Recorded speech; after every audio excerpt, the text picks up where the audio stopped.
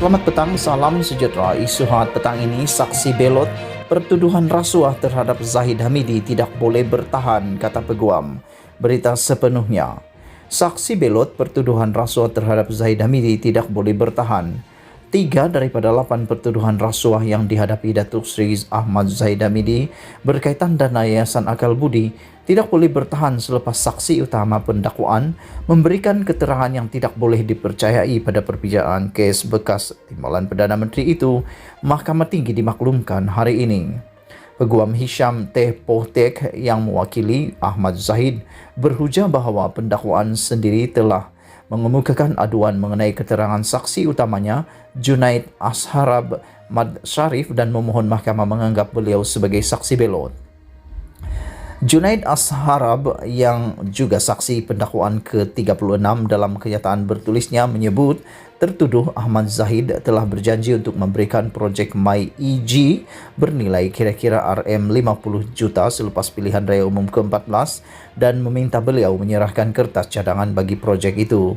Ketika disoal balas, Junaid Asharab berkata apa yang terdapat dalam kenyataan bertulisnya mengenai perkara itu adalah tidak benar. Terdapat pencenggahan keterangan yang serius. Oleh itu, beliau bukan lagi saksi yang boleh dipercayai dalam aspek ini. Hujahnya di akhir kes pendakwaan di hadapan Hakim Datuk Collins Lawrence Sekera. Beliau juga berhujah bahawa mahkamah hendaklah menolak keterangan bercanggah Junaid Asharab berhubung perkara ini kerana ia tidak boleh dipercayai. Apabila saksi utama pendakwaan dengan jelas memberikan jawapan yang bercanggah berkaitan keterangan pentingnya, kebolehpercayaan beliau sudah terjejas. Faedah kesangsian mestilah memihak kepada pembelaan. Atas alasan ini sahaja pertuduhan ke-11, 12 dan 13 yang dihadapi tertuduh tidak boleh bertahan, kata Hisham. Pertuduhan ke-11 mendakwa Ahmad Zahid menerima rasuah daripada Mastoro Kenny IT Consultant and Services dalam bentuk cek Public Islamic Bank bernilai RM250,000 milik Jago Bonito Jewelries dan Diamonds melalui Junaid Asharab yang dideposit ke dalam akaun Maybank Tuan Lewis & Co.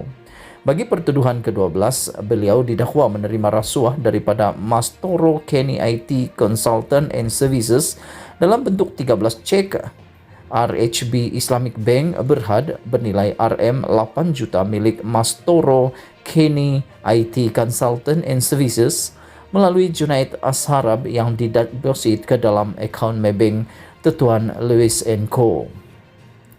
Pertuduhan ke-13 pula mendakwa Ahmad Zahid menerima rasuah daripada Mastoro Kenny IT Consultant and Services dalam bentuk 10 keping cek RHB Islamic Bank Berhad bernilai RM5 juta milik Berani and Jujur Trading melalui Junaid Asharab yang dideposit ke dalam akaun Maybank Tuan Lewis & Co.